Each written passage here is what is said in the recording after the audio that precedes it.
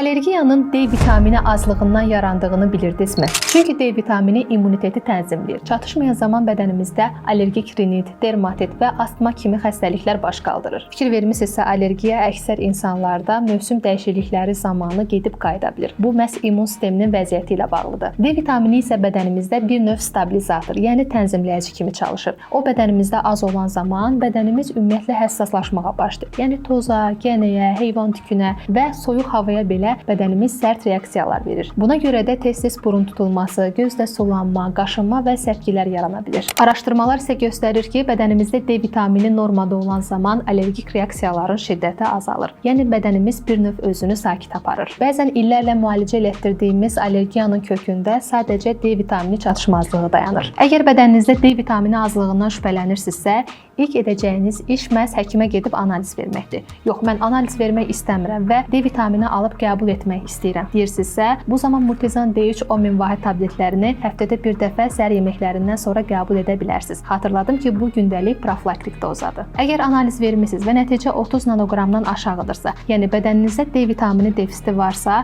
bu zaman Multizan D3 10.000 vahid tabletlərini həftədə 2-3 dəfə qəbul edə bilərsiniz. Bildirim ki, bu müalicəvi doza hesab olunur və bunu həkimlə məsləhətləşsəniz yaxşı olar. İngiltərə istehsalı olan Multizan D3 10.000 vahid tabletlərini bütün apteklərdən əldə edə bilərsiniz.